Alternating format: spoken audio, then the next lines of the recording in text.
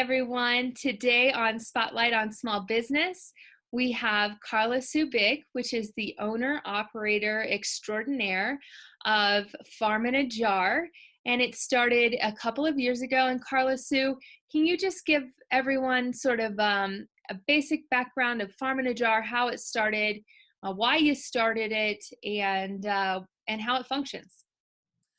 I'm a born and raised Iowa farm girl, youngest of 8, and I have been canning all my life. So I did it with my grandmother. We would go from house to house to relatives and can, freeze, harvest. And so I've been doing it for years. And since I've been in Colorado since 2000, I have been selling my canned goods to earn money for my mission trips overseas. And several of my friends are like, this is so good. Why aren't you selling it at like farmers markets? And so about 3 years ago, I started doing that and it has just exploded. And the great thing is a lot of these are family recipes. I have created a few new ones along the way, but there's very few ingredients in it, very low sugar. And it's just how we did it back on the farm with what we had. So a lot of people the flavor is fantastic. And I love passing on the recipes through the generations. So when people buy these products, it's really more farm in a table, but in a jar, and without all the extra preservatives or shelf stabilizers, those sorts of things. Exactly. Great. And you had mentioned dehydration. Are you working into other products and formulation, or how many products do you currently have on your menu, and what does that look like? Okay. So currently I have about 40 products on my menu. I have about 30 on my site. Unfortunately, due to the current conditions, I'm not able to get my hands on everything I'd like to keep moving forward, but you tuck and roll and, do what you can do. And so, so a lot of like my marinara sauce has no sugar. And so that's one of my biggest sellers right now with people. And I do make homemade noodles for people and deliver that with the marinara. That's awesome. Sounds so good to me. I might order dinner. So, and speaking of which, how is delivery process? Do you ship? What does that look like? Are you just regional, or are you expanded to a larger market? So I do ship. I ship nearly every week. I just ask that you pay for shipping. I can pack it and ship it from home.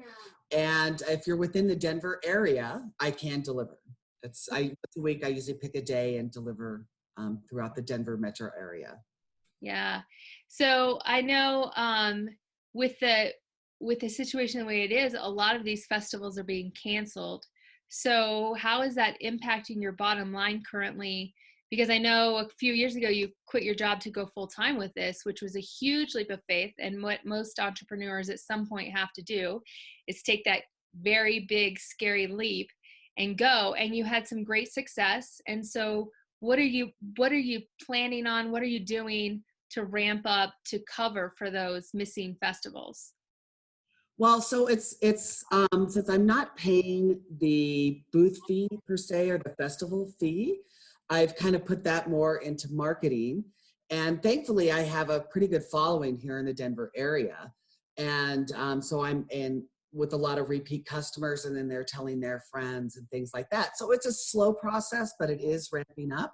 Because once they try it, it just blows their mind because they can taste everything that's in it. And there's nothing masking those flavors that I have in it. So it's just slowly ramping up and, it's working out. And I can vouch for that. And as a girl who grew up in a very small town canning and food preserving, it's a lost art and something that people oftentimes don't think of. And we've got our boys, just to share with everyone, started out in Boy Scouts together or in Cub Scouts. And we are now in different Boy Scout packs, but I'm leading the gardening badge. And so I'm not for sure if there's a preserving badge, but I may be calling on you for that to lead that for the boys. But these are just really good life skills that we used to have to do. to survive in small areas.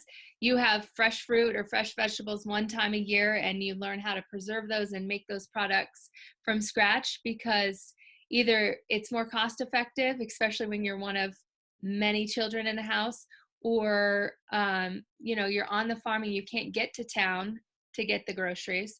So it's awesome. And it's awesome that you can essentially bring the farm to the house now. And so you get that farm fresh flavor without having to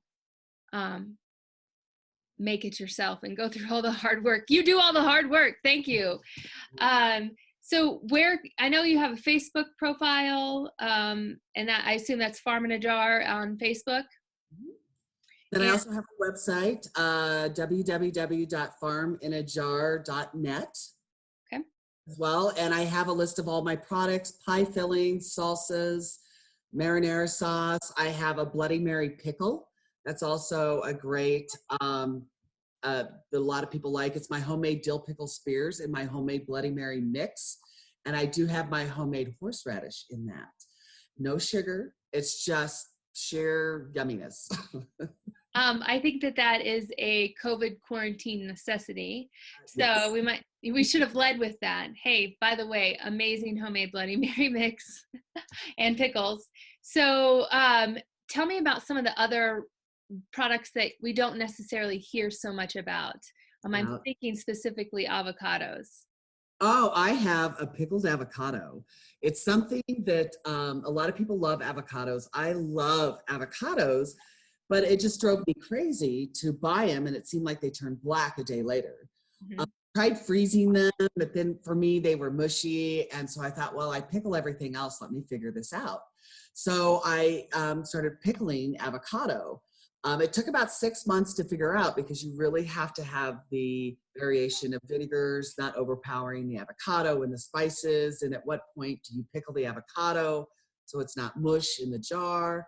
So I figured it out, and let me tell you, it is the best. And again, there's no sugar. It's just sheer spices, garlic, and some jalapeno in it, a mixture of vinegars, and the slices come out firm, so you can put slices on your sandwiches. You can also mash it up, stick it in guacamole to add an extra flavor.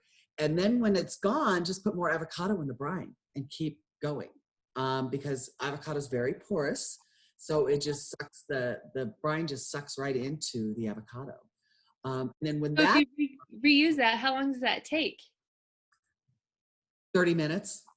Oh, really? Yeah, avocado is very porous. I mean, of course, the longer it sits, the better it is. But yeah, just put the avocado in there, and shake it up. It's very porous. And then when you're tired of doing that, take the brine and mix it with extra virgin olive oil and use it as a dressing. Oh, that's amazing. So you really are using every little piece of everything. And you just continue that flavor, and it evolves, and it really is up to your own imagination as to how far you can take this. Absolutely. And another trick with any brine that you have, whether it's pickled beets or anything I have, when it's gone, add hard-boiled eggs into it and stick it in the fridge. And then it gets the hard-boiled eggs, that flavor of the brine. So those are things that we used to do on the farm when we had a lot of eggs and we couldn't eat them right away.